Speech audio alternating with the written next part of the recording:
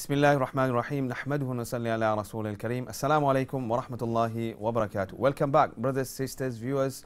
We're live here once again on Real Talk with me, Yusuf Akoudi, and here live in Bradford. So if you do want to call in and join the discussion, debate on today's topical issue, which is crime, criminality, and how we can reform, rehabilitate, and help those that have gone through this cycle of vicious reoffending, if I may call it that, or mistakes. However, discussing this hot topic with me is Brother Iqbal Bana, or Sir Iqbal Bana, as my elder, who has got a world's experience in terms of advising many different agencies, as well as one of the grassroots leaders, elders, Brother Rafiq Segal from the Council of Mosques. So we were talking and we were having our little, I won't say argy-bargy, but we were having our disagreements in terms of reform and what we do and what we don't do. So over to you, Sir Iqbal. Well, one of the things before we went to the break, which I was talking about, is this whole issue about how Muslims are treated within the criminal justice system, and how we as a community are dealing with some of those issues as well. I mean, the first and foremost is, what are we as a community doing to try and stop this criminal activity taking place within our community? And our young people are no different to our young people in other communities as well. There's no doubt about that. But there seems to be some sort of attraction to some criminal activity, which for some reason people are completely falling into, and that is something that we need to look at. And one of the questions we raised in the break was about, or you raised in the break, was about what are community organizations, mosque and imams doing about it.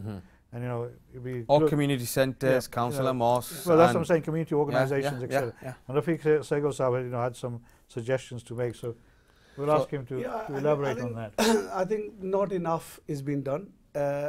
In fact, it's next to nothing on this very crucial and important issue for us. On crime and criminality. On crime and criminality, not enough has been done. Not enough is being said in our gatherings, in our massages, in our community centres, wherever we may be. I think it's a subject that we tend to ignoring. We tend to sort of turn our backs to it, thinking it doesn't exist, when in reality it does exist. So in all honesty, we've got to wake up and do a lot of work, and that means that every individual, every community member, our imams at the masjids need to stand up and tell people, what criminality, what it leads to, and how it affects the community and us Muslims and in Islam generally. So really, we've got a lot of work to do, and I think it needs to start within grassroots levels. It needs to start from schools, and the youngsters that are growing up, our younger generation, need to be brought up in a way that they know the difference between right and wrong. Although, I mean, some would argue here, and I'd be the first one to raise this, and maybe Brother Iqbal would want to maybe contradict me or argue with me, but I would say it's not the sole responsibility of the imams in the masjids. Some imams would say, do you really think a saintly person is going to be committing gangland crime or any other sort of criminality if he's a 5 times worshipper in the masjid? So are we really hitting the nail on the head? That's my question. I think if I was you, I'd turn the thing round, and that is, criminality is criminality, regardless of what faith you are, right? And Islam is very clear that wherever you live, whatever country you are, you have to obey the laws of those countries, and you have to make sure you respect and value the laws of the country, unless they contradict what your belief tells you to do. Right? Then you have some leeway on that. So the onus is, if you go back to Rafiq Segal's point about starting from school when people are young, the question is, how do we instill within our young people some of these values when they're in mosques and madrasas? How do imams, and I was quite interested in what Rafiq Segal said during the break, how do imams continuously remind people, like they remind us to, ye sunnah zinda karo, wo sunnah zinda karo, how you live and how you behave is also very important within our own communities and in our neighborhoods. So, what are imams doing themselves in trying to make sure that they continuously reinforce that messages? And the third thing is, how are parents, and a lot of parents know what their children are doing. I'm glad you brought that up. You know, a lot of parents know what their children are doing. You know, why are parents not instilling in their children some of these values themselves? You know, and they're not sort of actually stopping them or trying to stop them from engaging in some of this criminal activity. But that is one issue. The other issue is, how is the criminal justice system dealing with Muslims in the whole structure of the system? The CJS, the criminal justice system, starts with the police, the CPS, and then the judiciary.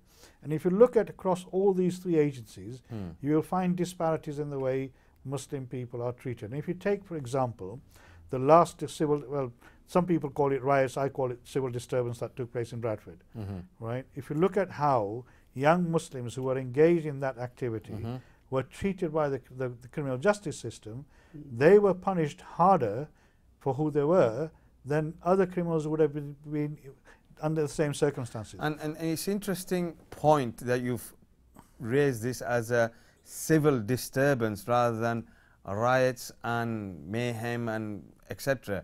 But again, you'd have that kind of a civil disturbance maybe in football matches or aftermath of a football match between two derbies, and you'd have that kind of carnage sometimes, and it's happened, but you won't see that kind of a CJS response as such. And let's go back to our community. I look at this. I was trying to defend the imams in the sense that it's not solely for the imams. Well, it's a partnership. Yeah, it is a partnership. And someone like yourself, Rafiq Bhai, from a organizational background of such a big council of mosques, etc., with the centers that run across the country, and the parents, which Iqbal Bhai rightly mentioned, it's a partnership. And how are you working with these partners to reduce this offending as such? I think it's not, and rightly said, and like Banabai is rightly referred, it's not solely the responsibility of the imams. It starts with the partnership if they go to school, it's the teachers, and then they come home. The biggest influence they'll have is their parents at home. So they've got a big role to play. The reasons that I mentioned imams are the fact that they have a big influence faith-wise. And you're absolutely right in saying that a lot of these people that commit crimes do not go to the masjids. But I can assure you that the message will get to them. The message through whether they come to the masjid or they don't come to the masjid will get to it, providing that we are really really eager to get this message across to our youngsters and through the partnership. Now, I think we all have a role. It is not just one. We can't just expect people to be sorted out by one element, whether it's the imams or teachers or the parents. We all have a role. We as community members and leaders of the community also have a big role to play. And what we are doing through the Council for Mosques at this moment in time is that we're doing a lot of work. I mean, we've had somebody that's based in Khidmat Center, one of our delivery arms, where Sophia is actually based, and she's done a project on women prisoners. And we have actually opened that center up to support the rehabilitation of Muslim women, and believe me, that's also shocking. Okay. With the numbers that the women are actually in criminality. Iqbal Bhai, what do you think about this setup and in terms of these kind of delivery arms? I mean, subhanAllah, the Council of Mosques here in Bradford are doing something similar. I mean, you with your background with working in so many home ministers and etc. Why shouldn't we do more or look at these prototypes as such and maybe further this and maybe look into some kind of national arms as such? Well, I think I must congratulate Rafiq Saab and Ishtiaq, who's the chief executive, and the organization, because very few Muslim organizations are doing what they're doing, and that is actually looking at rehabilitation of prisoners, because that's one of the huge conundrums at this moment in time. One of the problems with Muslim prisoners is that when they've committed an act of crime and they've been punished, then they're shunned by the community, the family and the community, in some instances. So when they come out, they've got nowhere to go. There's no support structure there for them.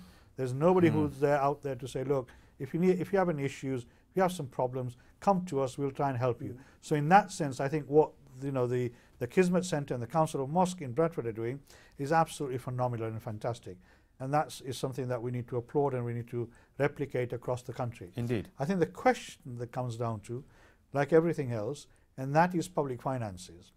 I think austerity, as everybody knows, is having a huge impact on the community in this country. I mean, you know, we've recently been talking about people who are on sort of this universal credits, where people's money has been taken away, and they've got 6 weeks of no money coming in. They're relying on handouts, you know, sometimes going into the street and begging for. So 2 million people reliant on food banks alone. So there's a huge issue. And I think that, you know, if the Council of Mosque has raised funds, either through the public sector organizations or through the voluntary community within the geographical area that it covers, then they need to be given the applause that they, you know, the applause that they deserve. And that is something that we can showcase to the rest of the country. If they can do it, others should be able to do it as well. Let me throw in another sort of a question. Would you really think nowadays they are shunned by a community? I mean, yes, going back 10, 15, possibly 20 years ago, if regardless of the background, a BME person would have committed a crime, he or she would have been shunned. I don't think in this day and age, somebody would be shunned by the community. Well, I think there's some evidence that if the women who are involved in criminal activity or who found themselves in prisons, I think they are much more likely. Well, let's hold that thought, because we're going to have Sophia in the next segment, we're going to have an expert on that. But in generally, nowadays I find that this is growing way out of control, and we really do need to do some kind of partnership. Well, I agree. In some cases, it's become a badge of honor to go in prison and come out again. You know, for some young people, it's like a badge of honor. It is, yes. You know, I've been in prison. I've done my time, and I'm a macho man, and that is one of the problems. Right. And that is something that we need to tackle. I do have a caller waiting to speak to us. So before we do go away, let's have a caller. Assalamu alaikum wa rahmatullah. Wa alaikum assalam. I'd just like to give my views about the topic today, because the thing you're doing wrong is imams don't understand counselling, and the counselling needs to be trained first to the imams, and then you can sort out the prisoners and everything. But helping now to the prison doesn't resolve the matter. And the counselling, we've been asking for it for 20 years now, and every the mosques in the country, they don't have a qualified imam to give counselling to the people. Right. So like you said, that we're meant to work together. So public and imam can't work together if they don't know how to do counselling. Okay, thank you very much for your call, and it's a fantastic but absolute very important point that you've raised. Caller, we didn't introduce ourselves, but again, thank you very much for your call. And I think this sister rang last week as well. She did, and I think she made a fantastic point last week, point. And she's made a really crucial point this week as well. And let me just pick up on that before I have you in terms of your thoughts. Counselling and imams and training on criminality rehabilitation, how you tackle this and how you do counselling is a massive issue. And the outreach work from masjids, whether it's bereavement counselling, whether it's criminality, whether it's something else, you know, the things that need to happen and should be happening and was happening in the era of the Prophet Muhammad sallallahu alaihi wasallam and beyond. Today, I think we've sadly lost, and I think we need to look back, take a step back, and I think the sister's point is very valid, where our masjid facilities should be open to these kind of things. Not just the masjids, but many community organizations and support centers that we have. Over to you, and then over to Rafiq. As I said, the sisters raised a really crucial point. I've had the fortune to go to North America. If you go to North America and Canada and United States, where we have our masjids, those masjids are structured in such a way that the imams are actually qualified counselors. So they're not imams like we have in this country, that they come at Fajr, Zohar, Asr, Maghrib, they lead the prayers and disappear. The imams work full time. So they're from 9 o'clock in the morning till 5 o'clock in the evening. They have an office, people make appointments, and they can come and talk to the imam about anything that is relevant to their particular issue. I'm sure there's masjids around here in the UK that do that, but I'm going to our main man here, Yeah. Rafiq Bhai, from the Council of Mosques, how would you, not just from the Council of Mosques, or moving away from the masjids, your centre as well? It's really a fantastic thing. I think nowadays it's all the psychological effects in a person that makes them do the things that they do. So really it's important that somebody is qualified, and an imam being qualified in that line would be really fantastic to have.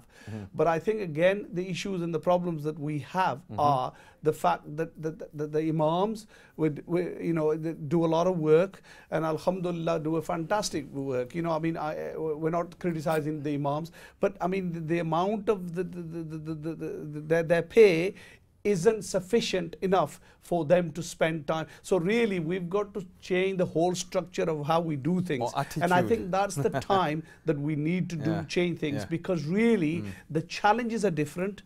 Our issues are different. Day by day we're coming with different issues. So really it's all about equipping the imams with the necessity sort of education and everything else that comes with it, and also paying them on the level that they would be interested in actually doing. You've raised another point which maybe opening up another can of worms in terms of a discussion and a show, which would be pay facilities, council of mosques, community centres, and what we should and shouldn't be delivering.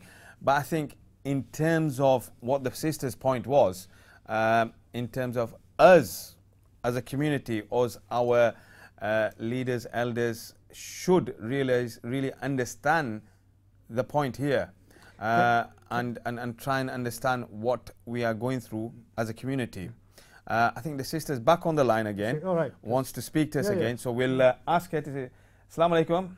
Wa alaikum assalam. The point I was making was that the community needs education. They don't understand about mental issues, and the mental issues is that the young children, when the mothers are raising their children, they're not getting the love and the attention like parenting, and then from there, those children grow up to be criminals. Now we learn how psychology plays, but then the imam need to be educated in the field, and then they need to be quickly trained, because they're wasting time. You're doing it the wrong way. Helping the prisoners is not going to resolve the matter. You need to educate your own community first and train the imams. And then the thing is, I've experienced it myself as a lady getting arrested regular, and then when I needed help from the imams, nobody was trained. And the thing is, you don't get no support, and there's no justice. And I was unjustly, when I was taken to the courts, they gave me 6 months probation. Okay. So we've lost it. Woman. I'm a religious woman, and I've got a halal mug, house and everything. But the thing is, you can't speak out, because English people, they don't let Muslims speak out the truth.